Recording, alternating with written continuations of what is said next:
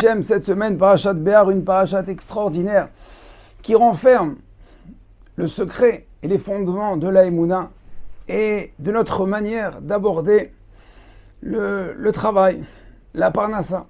Combien il faut travailler, combien on doit travailler, de quelle manière il faut travailler. La paracha commence comme ça. Daber el ben Israël v'amartalem qui t'avoue à l'arrêt quand vous venez en Israël, sharanim ten lachem que moi je vous donne. Veshavta aret shabbat lachem, shesh shanim tizra sachatecha, veshesh shanim tizbor kacha, ve'asavta et tevoata. Ou v'shana sheveit shabbat shabbaton, yé la arrêt. 6 ans tu travailleras ta terre.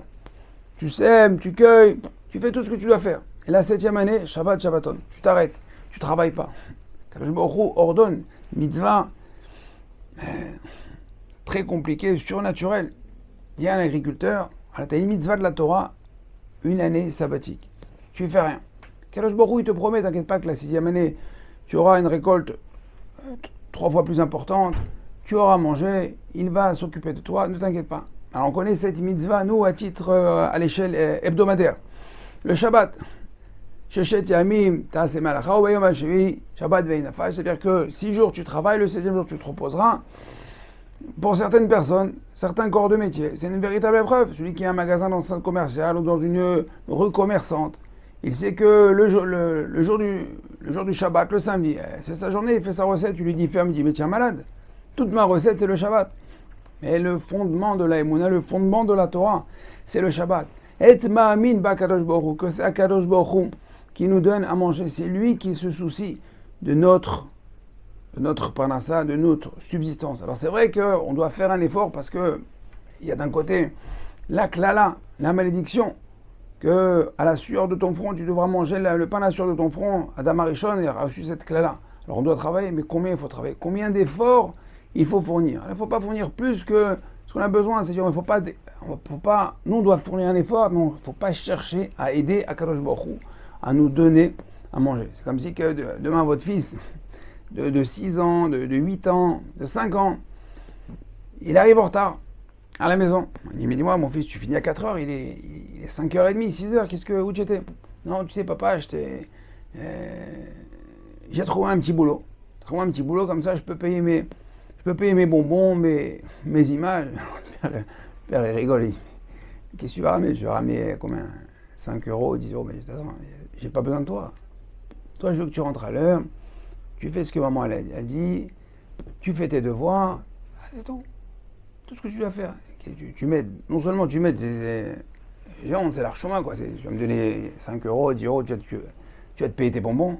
Papa, t'inquiète pas, papa s'occupe de tout. Et lorsqu'on veut travailler plus que ce qu'Hachem nous demande, faire autre chose que Akadosh Baruch Hu nous a demandé, c'est la même image que ce petit enfant.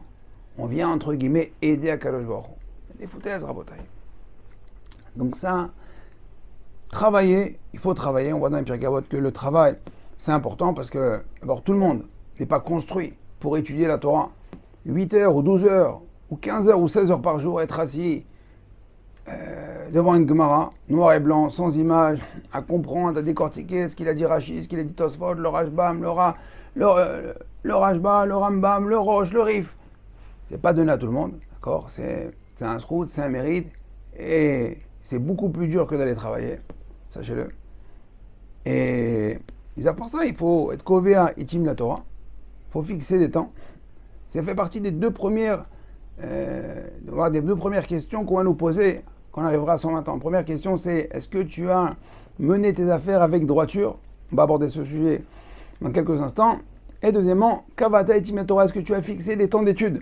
Le Shulchan Aruch le fixe, parle de cette halakha qu'on doit fixer des temps d'études et fixer des temps aussi de travail, et un temps pour travailler et un temps pour étudier. Parce que quelqu'un qui ne fait rien, l'oisiveté amène évidemment à la faute. Donc on voit cette notion que l'on doit travailler, mais juste le minimum pour, entre guillemets, faire un effort, créer un conduit à Kadosh Baruch Hu, dire voilà, Kadosh Baruch Hu, voilà, j'ai fait ça, elle a parlé à ça, elle va venir par là.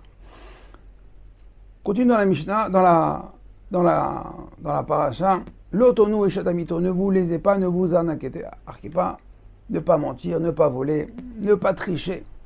Parce que lorsqu'on ment, lorsqu'on triche, pour gagner encore une fois, de la parnassa pour gagner de l'argent. Mais tu triches quoi? Tu voles qui? Quand tu voles, quand tu mens, quand tu triches, c'est le plus grand manque de Emouna. Parce que tu penses que quand tu vas changer de nom, quand tu vas dire c'est bleu au lieu de blanc, quand tu vas changer la virgule, la somme, la devise, bref, tu crois que Kadosh Baruch Hu, il ne peut pas te l'amener. Alors évidemment, tu as gagné de l'argent. Mais il faut savoir ce que dit le Zohar Kadosh, le Harizal, c'est très très grave. Et même si on pense qu'on a volé un goy et pas un juif, c'est encore plus grave. L'ange goy, l'ange des nations goy, vient voler, d'accord, dans les trésors de Ham Israël. Alors on me dit, mais qu'est-ce que tu fais? Il dit, non, je viens récupérer ce qu'on m'a pris. Ça veut dire qu'on croit qu'on a pris un petit peu ici, mais là-haut, on a pris encore plus. D'accord, la Sitra elle se sert. Et malheureusement, dans les mondes supérieurs, ça cause de gros dégâts. Mais mis à part ça, nous aussi, on va parler de Emouna. Voler, tricher, mentir, c'est un manque d'Emouna. Ça veut dire qu'on n'a pas confiance en Dieu. On n'a pas confiance en Kadosh Baruch Hu. On pense qu'Akadosh Baruch Hu, mais il n'est pas capable de nous donner ce qu'on a besoin chez nous, arriver chez nous. Non, Rabotai, c'est pas vrai. C'est pas vrai. On voit encore après ici, dans la paracha, on parle de ribit, de prêter avec intérêt. Donc on voit ici le prêt avec intérêt, la triche, le mensonge, la shmita, Rabotai, la emuna, la Kadosh Baruch Hu, le Shabbat, travaille 6 jours, et Shabbat, la shmita, ou Mekor Bracha. C'est parce que tu travailles pas, c'est parce que tu t'arrêtes, parce que tu es ma'amin, en Kadosh Baruch Hu, parce que tu crois en Kadosh Baruch Hu, qu'Akadosh Baruch Hu, il dira, celui-là, il a confiance en moi, tiens, je vais investir, tiens, je vais lui donner. Voilà, Emouna Rabotai. Savoir que c'est pas grave, tu as raté un client, c'est pas grave. Akol et Tova, Akol Minashvim. On raconte une histoire extraordinaire. C'est passé il n'y a pas très longtemps. Un proche à moi, il m'a raconté cette histoire extraordinaire. Alors il travaille dans le recrutement. Le recrutement, bon, ça prend du temps. C'est des postes importants, donc il faut appeler, c'est les CV, la DRH. Et des fois, pour des postes, ça peut prendre des fois plusieurs semaines. Rendez-vous 1, R2, R3, R4. Et là, ils arrivent à l'aboutissement, à la signature du contrat. Mais le monsieur, il appelle mon cousin et lui dit écoutez-moi, monsieur Bismuth, ça va pas le faire. Ma femme, comme ça il lui dit ma femme trouve que le travail est un petit peu loin, même si c'est vrai que c'est une fois par semaine, je dois me rendre au siège, ça fait trop loin de la maison, elle veut pas que je m'absente pour le bon fonctionnement de la maison. Ah, lui, il est un petit peu choqué de l'argument, mais il accepte, c'est un homme de Emouna, un homme de Torah, il dit bon, qu'est-ce que je voulais faire, c'est comme ça. Il lui dit pas, mais bon, à Kol Mina Shamayim, on parle d'un goy dans une province. Bon. Maintenant, c'était un mardi ou un mercredi.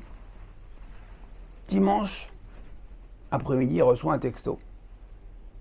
Il lui dit, monsieur Bismuth, si c'est toujours possible, je reviens sur ma proposition et je veux accepter l'offre. Bon, alors comme c'est dimanche, lui, bon, il m'a quand même écrit dimanche. Dimanche, c'est le jour sacré en France. Bon, il dit, je rappellerai lundi matin. Lundi matin, il le rappelle. Oui, bonjour monsieur, je ne sais pas comment il s'appelle, monsieur Tartampion. Qu'est-ce qui se passe? Ben voilà, il faut que je vous raconte. Dimanche après-midi, j'étais avec ma femme, on se baladait. Il était où est-ce qu'il m'a dit? En Champagne. J'étais en Champagne, il se baladait, une petite balade comme ça, dans les campagnes françaises. Et là, il y a une voiture qui me double. Alors il dit, oui, monsieur Bismuth, je tout de suite, il n'y a jamais personne qui me double. Jamais. Moi, un fou du volant. Bref.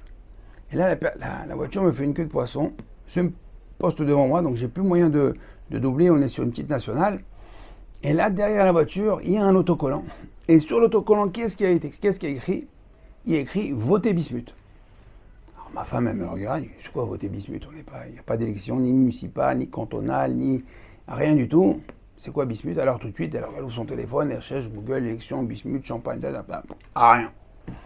Alors lui, il dit à sa femme, bon, moi je connais un Bismuth, celui qui m'a fait la proposition pour le travail, mais on a refusé. Alors ma femme me dit, tu sais, c'est peut-être un signe de Dieu.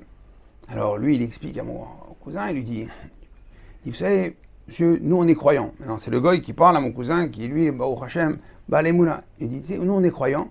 Et ma femme a vu en ce sticker, en cet autocollant, un signe divin. Et donc, on va accepter la proposition. Rabotai. Regardez, quand on lui a refusé la proposition, il a dit bon, c'est pas grave, Kol Mina Shamaim. Si ça me revient, ça me revient. Ça me revient pas, ça me revient pas. Il a accepté. Bé'ava, avec amour. Akadosh Baruch Hu s'est soucié de trouver un bonhomme qui colle derrière sa voiture. Non, est-ce qu'il existe? Il n'existe pas. Eliyahu Hanavi, on ne sait pas. Un bonhomme dans la Champagne qui colle derrière sa voiture, donc on a écrit voter bismuth, qui va le doubler, qui fait réaliser à sa femme que ça c'est divin, pour que cet homme-là touche sa commission. Kadosh Baruch Hu, il a des chemins, il a des milliers et des milliers de chemins. Ça c'est une histoire parmi tant d'autres. Combien d'histoires et d'histoires sur la Parnassa. Mais, Rabotai, plus on est Ma'amin, plus Akadosh Baruch Hu va nous offrir des opportunités, des histoires extraordinaires de Parnassa et de Emouna. Je pourrais vous en parler comme ça faire 1 heure, 2 heures, et des histoires, Baruch Hashem. Alors si vous voulez vraiment vivre ces histoires et plus les entendre, il faut ouvrir votre porte, ouvrir votre cœur, ouvrir votre foi, votre Emouna à Akadosh Baruch Hu. Ne vous inquiétez pas, Akadosh Baruch Hu, c'est lui qui gère le monde. Regardez le monde, regardez la gestion du monde. Regardez cette semaine, le président iranien Raisi qui s'est écrasé, lui, pour Akadosh Baruch Hu, il sait exactement quand faire une intempérie, puis rafale de vent, ça et ça, tout est programmé. Akadosh Baruch Hu, il a un algorithme. Ne vous mêlez pas, ne nous mêlons pas de ce qu'Akadosh Baruch Hu nous a demandé de faire quoi? Kavataitim la Torah, de fixer des temps d'études, d'être droit dans nos affaires. C'est tout ce qu'il nous a demandé. Le reste, c'est lui qui doit s'en occuper. Donc nous, on doit fixer des temps d'études, être droit dans nos affaires, et Bezrat Hashem, pour tout le monde, Bezrat Hashem, Parnassa Beshefa, Be'atzlacha, une Parnassa avec la sérénité, avec la santé, qu'on puisse profiter de ce qu'Akadosh Baruch Hu nous offre et nous donne pour nous, notre famille, pour le plus grand bonheur, pour les naissances, les mariages, les bar mitzvot, Bezrat Hashem, pour les Shabbats et Yom Tov, toujours avoir des belles tables. L'Irvod Hashem Idbarach, Shabbat Shalom, à très bientôt, Kol Tov.